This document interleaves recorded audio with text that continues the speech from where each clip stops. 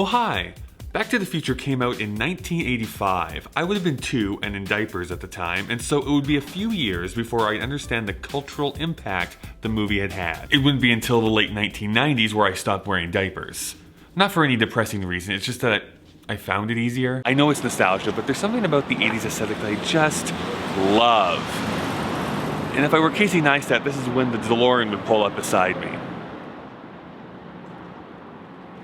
There are negative aspects to nostalgia. I made an entire video about it. Hey, no pandering. But I also believe that there's something special to these bits of pop culture that stay with us. I was at the Calgary Comic and Entertainment Expo, which you'd probably know if you saw my last video. Hey, no pandering. There was a special event where you could come and watch the cast of Back to the Future be interviewed. This included Tom Wilson, Leah Thompson, Christopher Lloyd, and Michael J. Fox.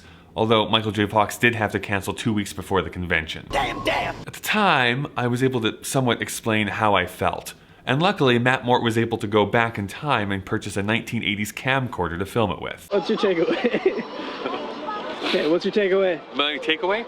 You know, there's so much under one roof. Like, there's the artists, and there's the voice actors, and the famous people, and the tabletop gamers, and all these things that are packed under one day, and it can be exhausting. But I think the biggest thing that I took away, we just came out of that, Back to the Future panel, and it's exciting and refreshing to hear these people who've been in the industry for so long just be really thankful for the time that they had together all those years ago. And it shows to me that when something is very special, when you create something special, it's something to be celebrated. It's not something that happens all the time.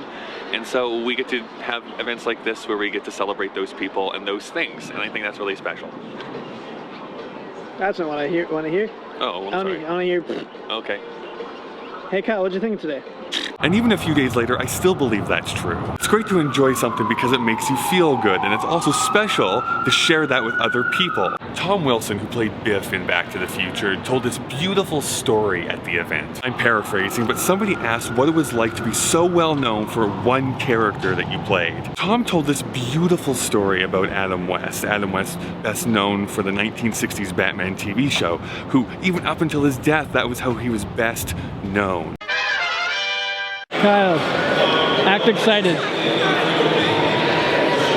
Cool, great. The story went that Tom loved Adam West. And when he went to meet him, he was of course starstruck. But Tom also noticed how kind and gracious Adam West was. And he made a point to tell him that because he could have completely understood if he had been dismissive or rude because he never wanted to be associated with Batman ever again. But Adam West had chosen not to be. And that meant the world to Tom. Now at that moment, Tom was tearing up on stage and was eerily silent in the hockey arena. It's Canada, so pretty much everything is a hockey arena. Tom understood that even though he had played Biff in a movie over 30 years ago, that he still had this responsibility to fans of the movie. People love to hate Biff, but he can embrace that so that people can continue loving something. I just thought it was a beautiful sentiment, and it moved me quite a bit. The media flotsam and jetsam absolutely influence us both consciously and subconsciously, and although I would warn against being influenced too much by nostalgia, I think it's okay to continue to love loving things, no matter what time it is. I'll be here next week, same bat time, same bat channel, which is not a thing. That's not, I don't know what that means. I don't have a winged mammal to number conversion chart.